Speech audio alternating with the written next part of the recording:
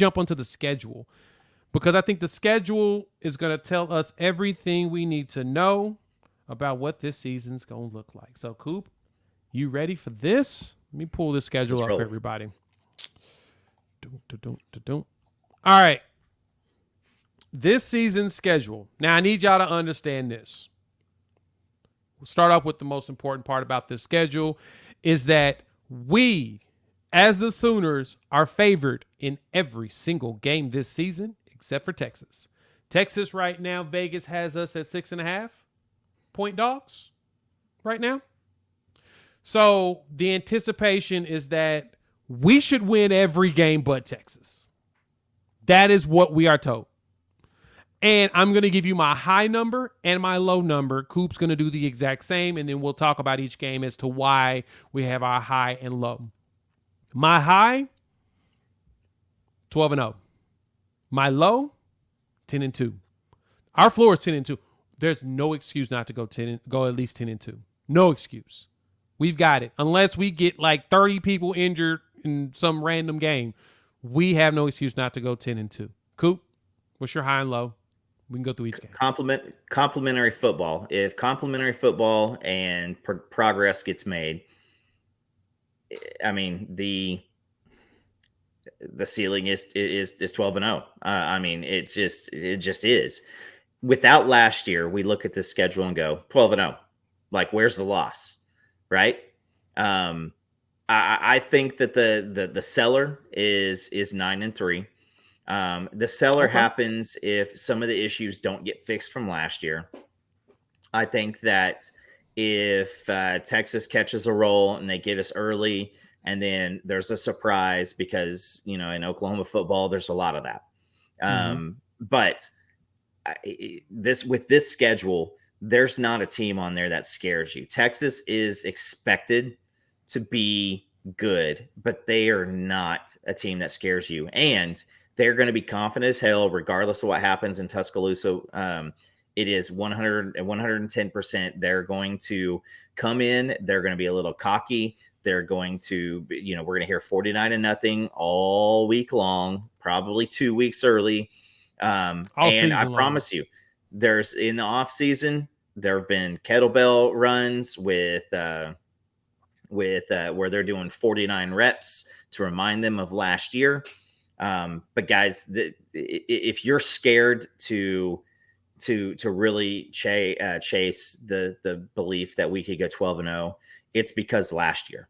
And whatever you say about a couple plays go different here or there. I had an argument with somebody the other day that if we went 9-3 last year, how confident would we be this year?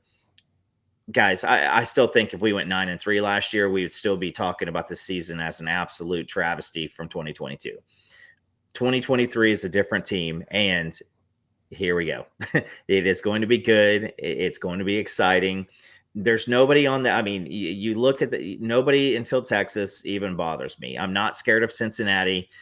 They were absolutely gutted. The coach left.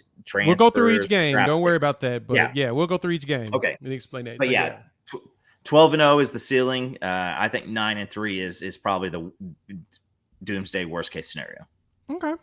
Doomsday worst case scenario. My doomsday worst case scenario is still 10-2. We need to be winning that many games. So start Arkansas State, 35-point favorite in that game. That is your traditional walkout, warm up, figure out what we are, and make the magic happen. We should end up like USC, giving up almost 200 yards rushing and 7.2 yards per carry to one running back. We shouldn't be concerned about that. That should be a just shellacking of Arkansas State. Am I wrong? No.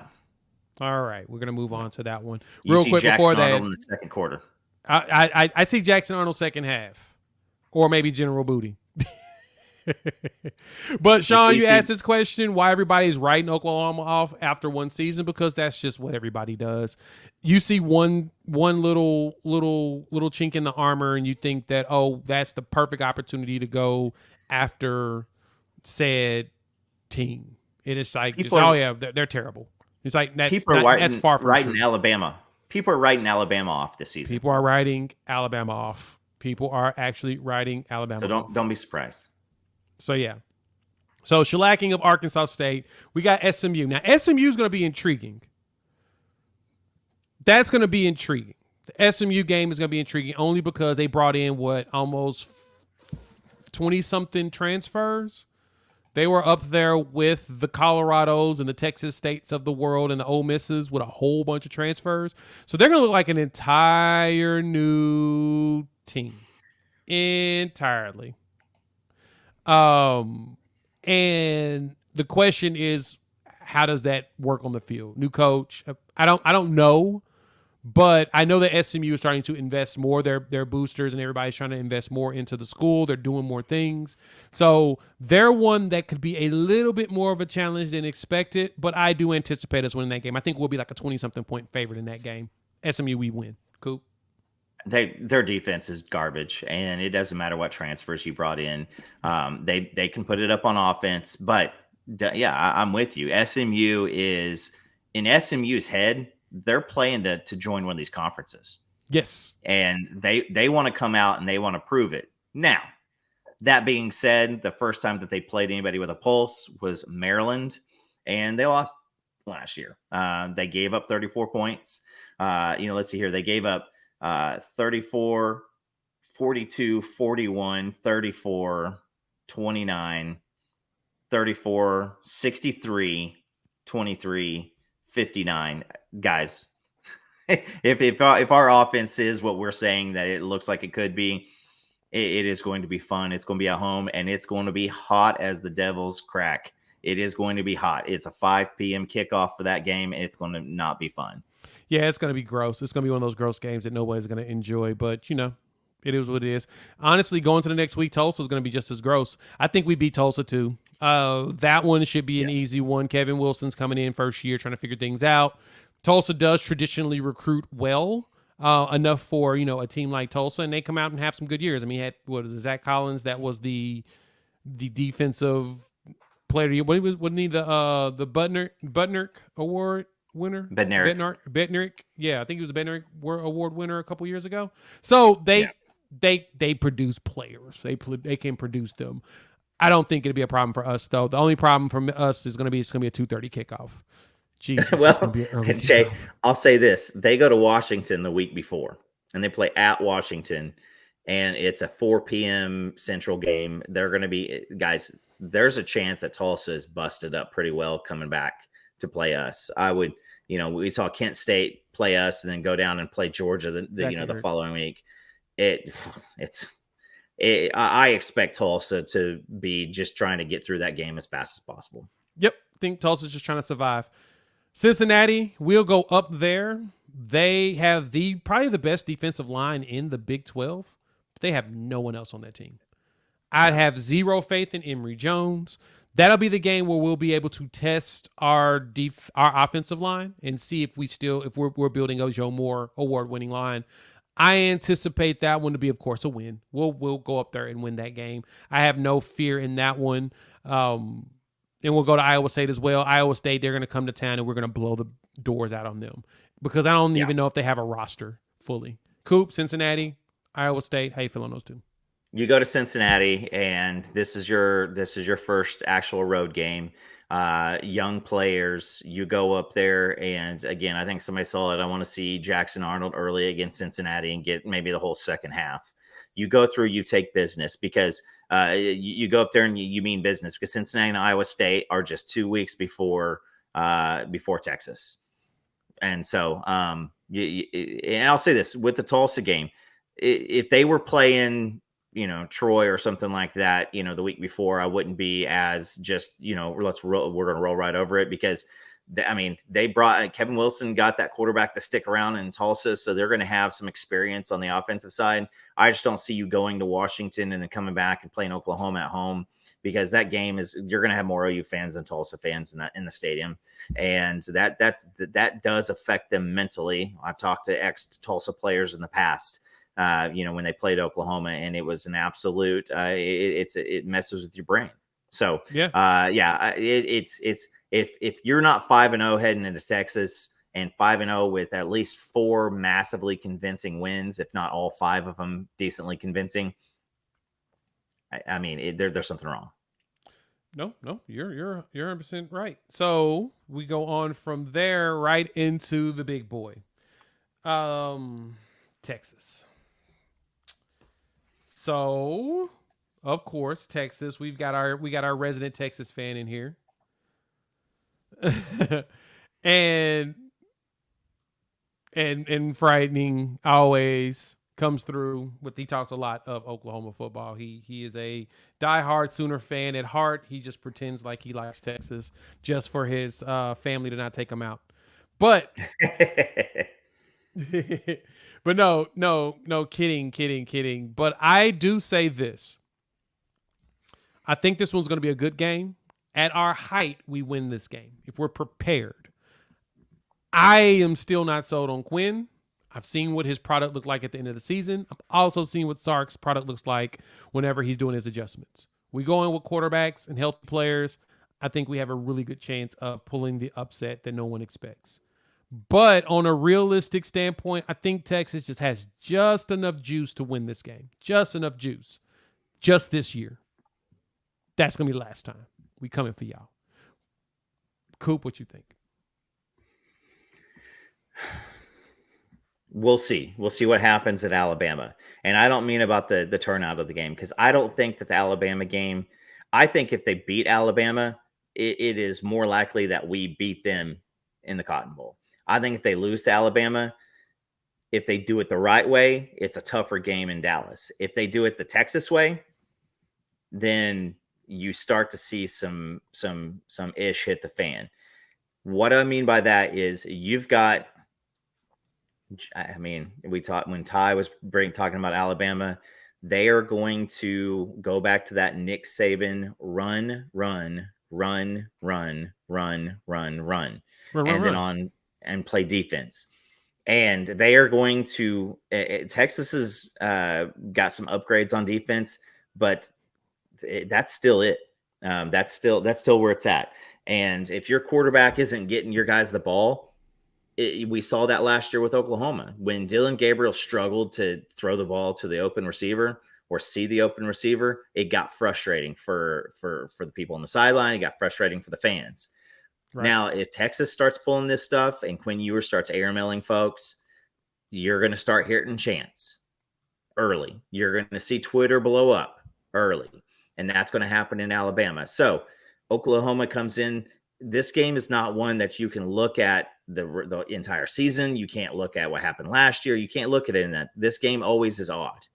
And so this is on the OU offensive line, and it's on the OU defensive line. If those lines progress and do what we expect them to do, I think that we can take out Texas. I just don't see it. But I do think that if we lose to Texas, it is their one chance. I mean, we have a chance to play them in the Big 12 championship game, but we've talked about it a little bit in the past. Texas is going to have some issues down the road too. Okay. They may not make it. Moving on. We got 2 games in a row. UCF, we got a bye week. Then UCF comes to the crib. Then we travel to Kansas and play up there in Lawrence. I think that we pull off the UCF win. I don't really feel like that's a concern to me. I think Kansas is going to be a challenge just because of how good Jalen Daniels is. I think Jalen Daniels is probably the best quarterback in the Big 12. He is good. He also ain't healthy very often. So the question is going to be, what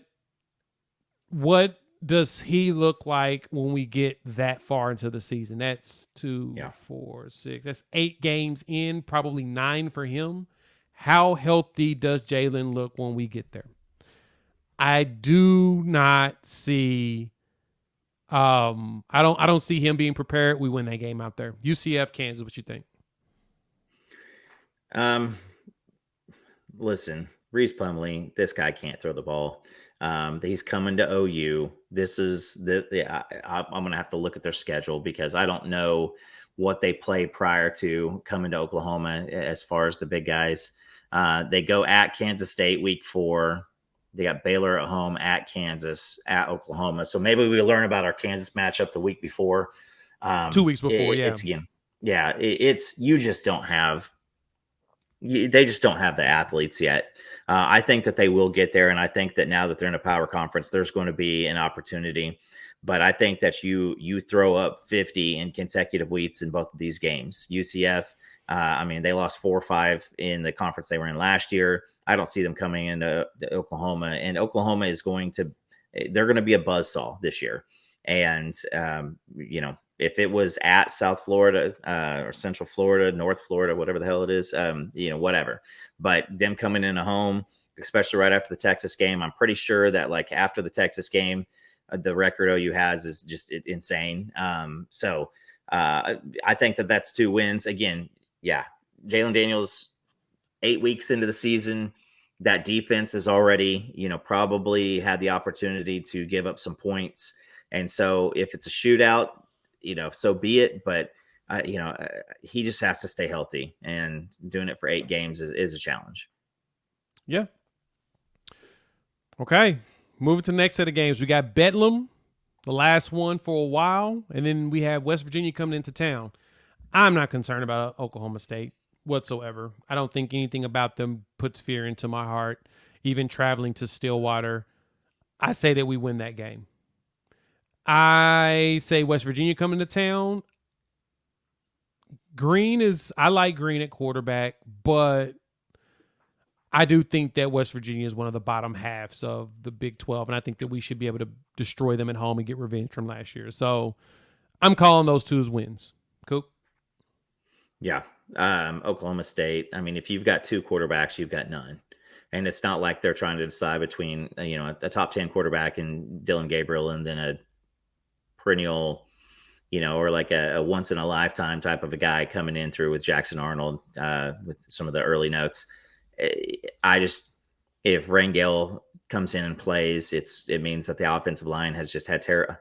I'm not scared of the defense, guys. Oklahoma State being synonymous with defense, it took a bunch of super seniors in someone's system for several years in that Knowles system. And we still, even that last game that that year, the year before Riley left and the last game of the season, Oklahoma State's defense didn't stop anybody, and it's worse now. I don't see it. West Virginia, again, it's going to be the bottom of half, and we've got a little bit of revenge. That's one of the teams we lost to that we get revenge opportunity. You don't get Tech, you don't get K-State, but you do get an opportunity to get a shot at West Virginia. Yep. Last 2 games, and this is where it gets tough. I think the BYU game, if there's a game that concerned me, was that one. I talked about this numerous times. I don't think BYU is very good. They've got a lot of holes that they've got to fix. They struggled against Baylor last year. Let's put it to you like this. The altitude and TCU the next week concerns me about that game. That is the only reason why it's going to be cold. It's going to be high altitude. And this is the perfect trap game in looking past in preparation for the TCU game. Now, this is the question, though. How good will TCU actually be this year? Now, our buddy Frightening here, our resident Texas fan, has already told me this is who he's got. He thinks that he's Texas fan, so of course he's going to pick his Longhorns, which I respect. You better pick your team. And he thinks TCU. I don't think TCU is going to be that good at all. So the 9-3 selection, 10-2 at worst. And I think they're really going to be. I don't think TCU is going to be that good. Now they're bringing in a lot of transfers here, but they don't have a lot of the super seniors they had last time. So they didn't have a whole bunch of players that stuck around. They've seen some turnover. Oklahoma State, I'm not concerned about because they had a lot of turnover. UCF, Rise Plumlee, I'm not even afraid of him. SMU, too much turnover for the first year in preparation and figuring it out. So overall, only team that I'm concerned about is the one that Vegas thinks that we're a dog in is Texas. But I also have some concerns around BYU because it's a perfect trap game, but that it's very dependent on what TCU looks like this season. If TCU's not ranked when we go into that game, both of them should be chill. What do you think, Coop? Yeah, BYU doesn't ever. I mean, what was it here? In October, they lost 4 straight to Notre Dame, Arkansas, Liberty, and East Carolina last year. they don't have a extremely potent offense. But that environment is something. It's something new, right? OU does do well on the road. There was a time, do you remember a time to where we were saying that like OU's got to solve their road woes? I mean, that's been years ago. But but OU does well on the road, and when they go to these big deals, Venables is going to find a way to stack everything against us mentally and go out there. At this point in the season, you know who you are. And so when I talk about TCU with all their transfers and everything, we will know who they are in that game. There won't be surprises. And, right now they're ranked number 17th. We'll see. You got to understand TCU last year had a lot go right for them. A lot of balls bounced the right way. A lot of things had to go absolutely right. The only team in the Big 12 that I can see, doing this, multiple fifth-year seniors, guys making their one last splash would be Tech, and they're not on the schedule at this point. And right. so yeah, TCU has a lot of transfers. If they are good again, now I don't expect them to be 5-5 going into that game, but I don't expect them to be 1 loss or 2 loss. But that is a revenge game. It's going to be on Black Friday as of right now. I still think that has the opportunity to get changed. But yeah, we've got because last year I think Iowa State was due to play on a Friday, and then it got switched to a Saturday. That'll be up to the networks.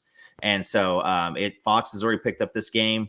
And so you got to think that there's an opportunity for them to, to maybe flex that out to a Saturday. I'd rather not deal with that Friday game. But you know what? It is what it is. So yeah, I get the opportunity to